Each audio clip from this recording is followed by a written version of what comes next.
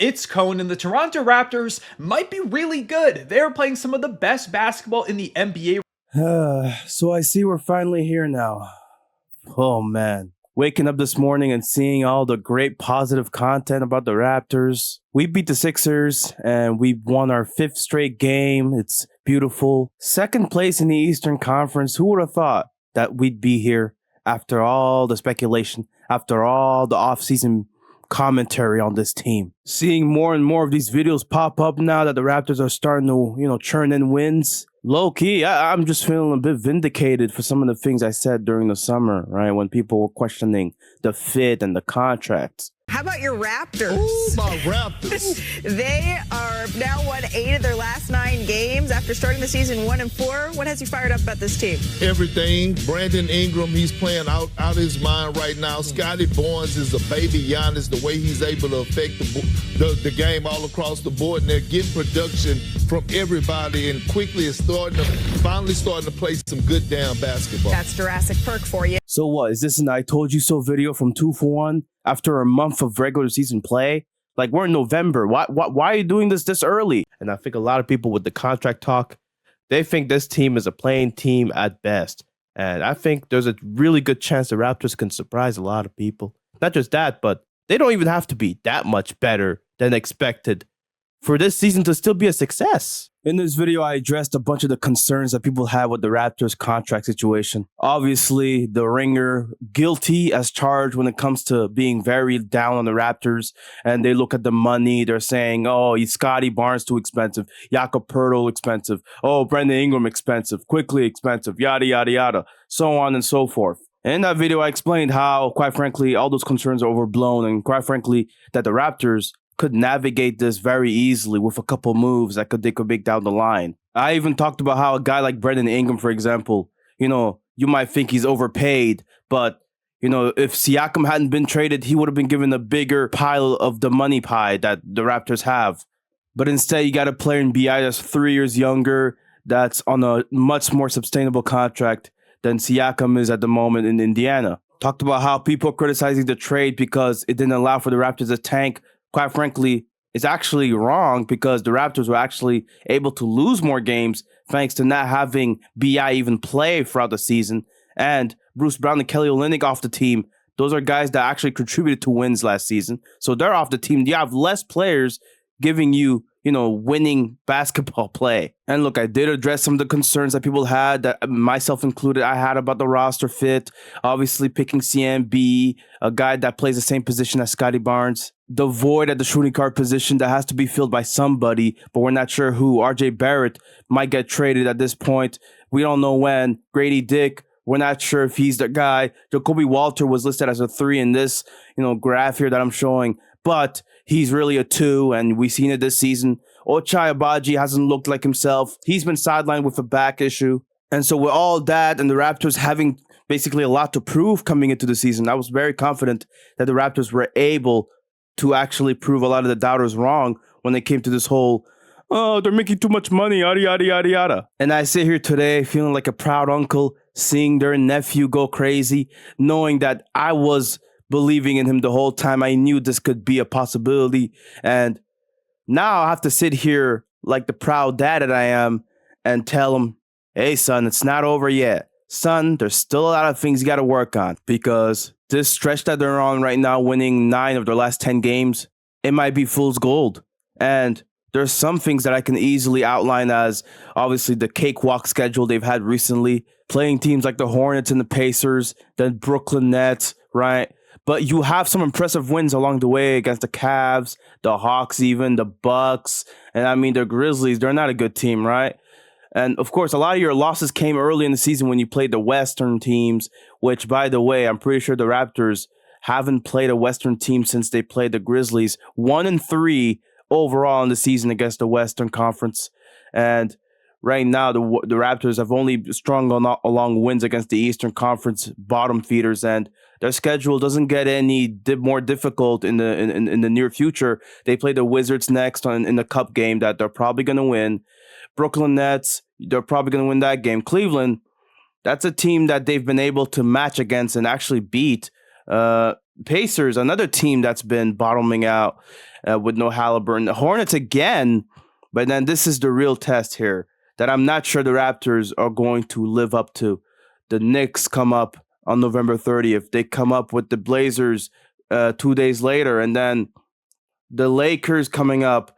The Hornets again. Now, the Hornets, they might be even more hungry than they were before. That was a close one against Knipple and LaMelo Ball. The Celtics come up. I think the Celtics are a team that could easily cause the Raptors issues defensively. The Bucks again, with Giannis probably healthy around this time from the groin strain that he sustained recently. Then you have the Celtics again, and it's like the schedule doesn't get any easier in December. It gets actually harder. They play the Warriors in late December. They play the Magic. They play the Nuggets.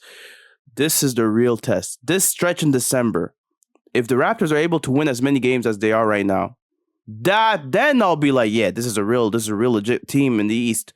But right now, there are just things that I'm seeing that, quite frankly, it seems like the Raptors might be getting lucky. So if I go to opponents and I look at the opponent 3-point percentage, the Raptors 4th in the NBA in opponent 3-point percentage.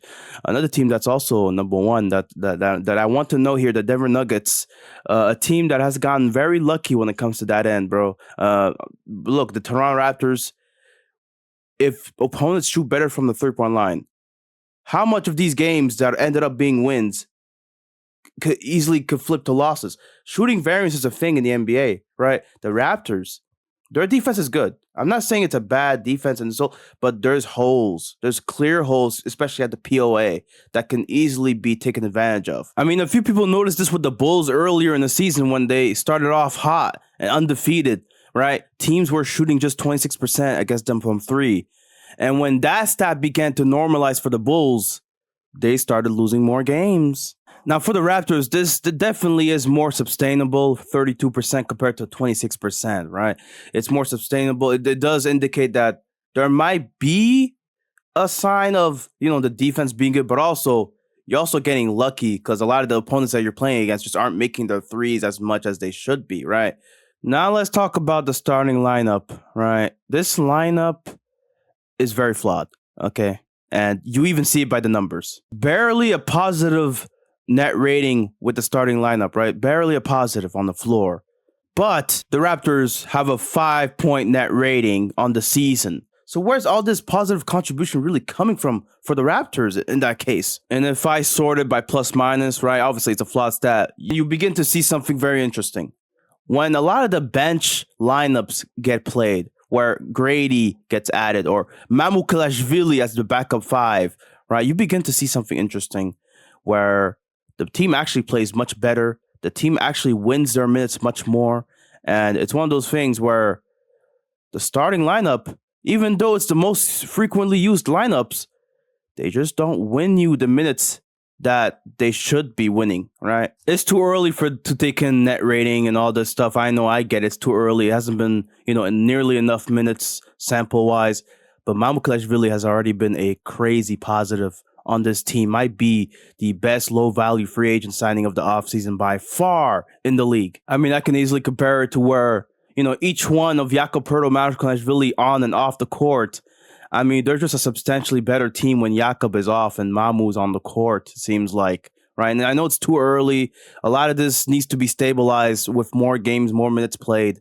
Another stat that to me isn't as surprising, but to other people that aren't as, fond of the Raptors or aren't as familiar, they probably will be surprised. The Raptors are a much better team with RJ Barrett off the court. Now, are they 15 points better? Maybe not. Like, this is probably an overblown, right? This is an exaggeration, quite frankly. They're not that much better without RJ, but there's an indication that they are a better team when he's off the floor. And no, it's not because RJ Barrett sucks. It's no. It's because the fit with RJ and the rest of the lineups that he plays with, I think his weaknesses get amplified way more than they should in a team like this. It's not just RJ, even Jacoby Walter, we see a difference when he's on the court versus off the court. I mean, are they that much better without Jacoby on the court? I mean, like, these advanced stats seem to indicate that Grady is just much better as a 2 than RJ Barrett and Jacoby Walter. I mean, is he that much better, guys? I mean, and if we went And if we were to go off purely on this, Jamison Battle would be starting for the Raptors right now, tomorrow. 50 points better with him on the court. This is obviously a very small sample size. Jamison Battle, obviously, he does show a lot of signs. He does do a lot of good things for the Raptors, but he's not the best shooting guard on this team by far. He really isn't. This might be the most shocking one of them all. Brandon Ingram, 20 points better. What the hell does this even mean? What the hell are we even talking about? If you watch the games, you would not think that they're 20 points better. But if you look, it's the defense that gets better with Ingram off the floor. It's by far the defense. These catch-all metrics should not really be used as like end-all be-alls, right? On-off, for example, like it's too early to really take this as at face value and really take away that, oh, the team is just much better without Brandon Ingram on the floor. Like, no, of course not. Oh, like, of course not. Like, this obviously doesn't indicate that Brandon Ingram is a negative. This indicates more so that the roster is very clunky. Even when they're winning games, there is a lot of things that the roster still needs to work on that I think better teams could easily take advantage of, right? It indicates to me that when the bench lineups come in, they fit more seamlessly with the rest of the starters that are still on the floor. It indicates to me that some of the starters, when they play together with other lineups, right, their weaknesses get more amplified. You watch this Raptors team and you begin to see a pattern emerge every game. So to start off, the starters are probably most likely going to lose their minutes against teams that they really shouldn't be losing their minutes against. And this could bleed into games against the Brooklyn Nets where really you shouldn't be losing your minutes at all. But then you insert some guys off the bench and then you begin to win those minutes back again, right? And all of a sudden, before you know it, it's a tie game. And then all of a sudden you lead by 6. And then the starters come back in, it gets shaky again, but you're still able to win some of your minutes with the offense adjusting as well. Darko, for all his flaws, has done a great job trying to figure out some of these lineups, right? We've criticized him in the past for his rotations, but it seems like he's found ways to mitigate some of the flaws that the starters have by inserting some of the bench lineups. And it's given the Raptors a lot of life during stretches in the fourth quarters where they quite frankly desperately needed it from their bench lineups. But when your starters are also the players you close your lineups with for the most part, then you begin to see how the lead gets smaller and you begin to see that, you know, the flaws get amplified in the late stretches. Now, thankfully, recently, we've been able to overcome those hurdles. But quite frankly, the starters put themselves in positions where they basically have to come up with clutch plays in order to win some of these games that could easily be won, right, with a better lineups, but being put as a closing lineup. We saw this manifest in the fourth quarter against the Sixers as well, where the Sixers are on a run because, quite frankly, a lot of the starters are in the game and they're just not equipped to sustain the runs that the bench were going on. And before you know it, by the time you insert some bench lineups to try to mitigate it, it's too late. The other team's got momentum and it's a close game. Now, one positive you can take out of this is that the team is slowly trying to figure this out and the starters are actually starting to win in these clutch moments more often than they used to last season, which is a great plus. Like this quickly pull-up 3 right here was just insane. I was so shocked when he took it and relieved when he made it. And right here, the gravity of BI, having 2 players on the ball, opens up RJ Barrett to dunk this and extend the lead to 9. For all the flaws the starting lineup has, it does seem like they're getting better game by game. And in the clutch, it shows itself manifesting. I think this roster still needs to make some moves and at the deadline to shore up some of their weaknesses, right? RJ Barrett, for example, is one player that I'm looking to move. Not because he's a bad player in his own right. No, he's not a bad player, but he has flaws that get exposed very easily on his lineups. Another player that I'm looking to try to give support to more so is Jakob Poeltl. I'm not sure if we can move him at this junction because of how valuable he still is to this team. I still think there needs to be more support to give him more rest time during games, right? Your only backup 5 that's feasible to play in these games is Sandro Mamukelashvili. We need to have, more backups to try to supplement these lineups without Jakob Poeltl on the floor because he's still very valuable. And if he gets hurt due to wear and tear, that's going to hold the Raptors back from really maximizing this team's potential. I've seen people talk about, maybe try to get AD on the team. I think these moves this is not going to help us. If anything, it could really hurt us, right? If we don't trade Jakob Poeltl, maybe we can have a lineup with AD and Jakob Poeltl, but where does that push Scotty Barnes at? He doesn't have to play backline defense, but that's his strongest asset at the defensive end. It feels like we're going to spend too much to try to get a player in Anthony Davis that, quite frankly, is aging. He's injury prone. And honestly, I'm not even sure if we need an Anthony Davis on this team with the roster construction that we have. If we trade Jakob Poeltl, then AD would have to play the 5, a position that he said historically he doesn't like playing. So what the hell are we even doing that for, right? I've probably said in the past that we could upgrade from Quickly with a LaMelo maybe, or Trey or something like that. But I'm off that now. Quickly has bounced back since his early struggles, and I honestly think upgrading him is just too much of a risk at this point, right? To the roster construction and the continuity of the roster. I think Quickly's contract is manageable now that he's playing at the level that I was expecting at least to see. If he plays better than his contract, that's even more reason to keep him, as he would be way more valuable in a move down the line. I think you can play this very patiently if you're the Raptors. Even though I've personally turned around on RJ as a player, I actually like him a lot more than I used to. I think as a player, he's shown a lot. He's shown that he can work on some of the things that he was flawed at in New York. His weaknesses, I think, hold this team back from truly being contenders or even playoff bound to where they can make a deep run. I think there's still something there that the Raptors need to address. Getting a POA or getting just somebody at the 2 guard that could defend off the bench would help with a lot of these lineup issues. Somebody that can stretch the floor better than RJ does, right? Somebody that has playmaking chops, that doesn't have tunnel vision when they drive and transition. Somebody that isn't necessarily score first, but also isn't, shy to shoot it when he's open. Somebody like that. I think RJ has flaws on this lineup. It does exacerbate a lot of things that is wrong with the Raptors. And I think it's easier to trade his contract as opposed to any other contract in this team.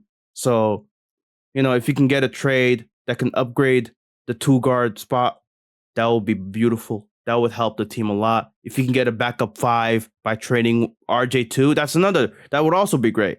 I think this team is honestly 2 moves away from really being legit contenders in the East.